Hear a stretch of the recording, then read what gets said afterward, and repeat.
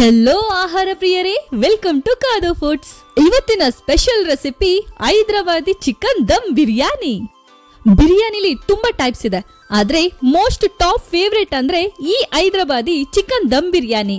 ಈ ವೀಕೆಂಡ್ಗೆ ಯಾವಾಗ್ಲೂ ಮಾಡ್ಕೊಳ್ಳೋ ಬಿರಿಯಾನಿ ಬದಲು ಈ ಬಿರಿಯಾನಿನ ಒಂದ್ಸರಿ ಟ್ರೈ ಮಾಡಿ ನೋಡಿ. ನಿಮ್ಮ ಫ್ಯಾಮಿಲಿ ಮೆಂಬರ್ಸ್ ಇಂದ ಅಪ್ರಿಶಿಯೇಷನ್ ಬರ್ಲಿಲ್ಲ ಅಂದ್ರೆ ಕೇಳಿ. ಇದ್ರ ಟೇಸ್ಟ್ ಹೇಗಿರುತ್ತೆ ಅಂದ್ರೆ ನಿಮ್ಮ ಫ್ಯಾಮಿಲಿ ಮೆಂಬರ್ಸ್ ತಿಂತಿದ್ರೆ ರೆಸ್ಟೋರೆಂಟ್ ಇಂದ ತಂದಿದ್ದ ಅಂತ ಕೇಳ್ತಾರೆ, ಅಷ್ಟು ಪರ್ಫೆಕ್ಟ್ ಆಗಿರುತ್ತೆ.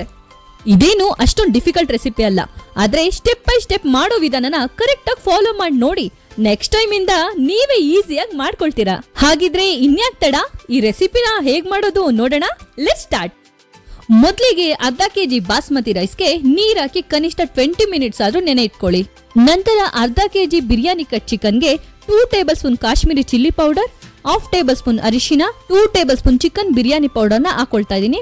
1 ಟೇಬಲ್ ಸ್ಪೂನ್ ಶುಂಠಿ ಬೆಳ್ಳುಳ್ಳಿ ಪೇಸ್ಟ್, 4 ಟೇಬಲ್ ಸ್ಪೂನ್ ಮೊಸರು, ಸ್ವಲ್ಪ ಕಟ್ ಮಾಡಿರೋ ಪುದೀನ ಮತ್ತು ಕೊತ್ತಂಬರಿ ಸೊಪ್ಪು, ಅರ್ಧ ಟೇಬಲ್ ಸ್ಪೂನ್ ಉಪ್ಪು, 2 ಟೇಬಲ್ ಸ್ಪೂನ್ ಆಯಿಲ್ ನ ಹಾಕೊಂಡು ಇವಿಷ್ಟನ್ನು ಚಿಕನ್ಗೆ ಚೆನ್ನಾಗಿ ಮಿಕ್ಸ್ ಮಾಡ್ಕೊಳ್ಳಿ.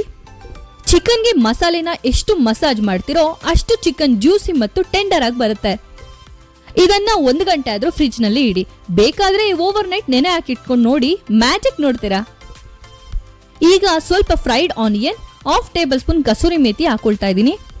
ಈಗ 4 ಏಲಕ್ಕಿ, 7-8 ಕಾಳ್ಮೆಣಸು, 2 ಮರಾಠಿ ಮೊಗ್ಗು, 2 ಸ್ಟಾರ್, 2 ಪೀಸ್ ಚಕ್ಕೆ, 5-6 ಲವಂಗ, ಸ್ವಲ್ಪ ಸೋಂಪು, ಸ್ವಲ್ಪ ಜೀರಿಗೆ, ಸ್ವಲ್ಪ ಕಲ್ಲುವು, 2 ಪಲಾವ್ ಎಲೆ, ಇದಿಷ್ಟನ್ನು ಹಾಕಿ ಚಿಕನ್ಗೆ ಚೆನ್ನಾಗಿ ಮಸಾಜ್ ಮಾಡಿ.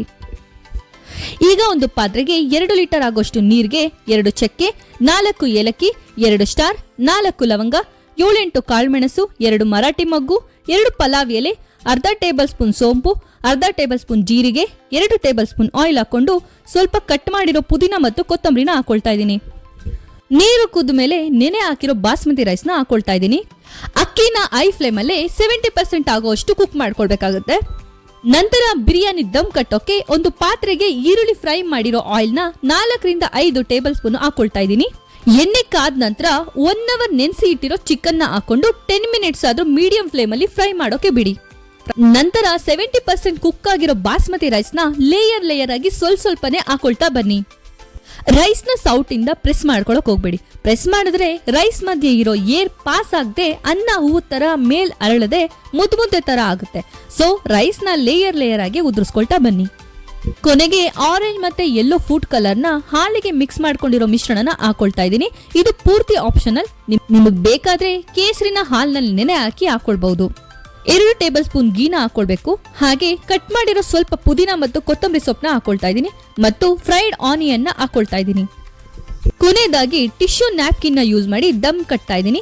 ನೀವು ಬೇಕಾದ್ರೆ ಸಿಲ್ವರ್ ಫಾಯಿಲ್ ಅಥವಾ ಬಾಳೆ ಎಲೆ ಯೂಸ್ ಮಾಡಿ ಕೂಡ ದಮ್ ಕಟ್ಬಹುದು. ಇದನ್ನ ಮಿನಿಮಮ್ ಅಂದ್ರೂ 7 ಮಿನಿಟ್ಸ್ ಐ ಫ್ಲೇಮ್ ಅಲ್ಲಿ, 10 ಮಿನಿಟ್ಸ್ ಲೋ ಫ್ಲೇಮ್ ಅಲ್ಲಿ ಕುಕ್ ಮಾಡ್ಕೊಳ್ಬೇಕು. ನಂತರ ಗ್ಯಾಸ್ ಆಫ್ ಮಾಡಿ 20 ಮಿನಿಟ್ಸ್ ಬಿಟ್ಟು ನಂತರ ಸರ್ವ್ ಮಾಡ್ಕೊಳ್ಬೇಕಾಗುತ್ತೆ. ಆವಾಗ್ಲೇ ಬಿರಿಯಾನಿ ಪರ್ಫೆಕ್ಟ್ ಆಗಿ ಆಗಿರುತ್ತೆ. ಅಷ್ಟೇ ಕಣ್ರಿ, Hyderabadi dum chicken biryani ready to taste. ಈ ವೀಕೆಂಡ್ಗೆ ಅಥವಾ ಫಂಕ್ಷನ್ಗೆ ಏನಾದ್ರೂ ರೆಸ್ಟೋರೆಂಟ್ ಇಂದ ಆರ್ಡರ್ ಮಾಡೋ ಬದಲು ನೀವೇ ನಿಮ್ಮ ಮನೇಲಿ ಈಸಿ ಅಂಡ್ ಟೇಸ್ಟಿ ಬಿರಿಯಾನಿನ ಮಾಡ್ಕೊಳ್ಬಹುದು.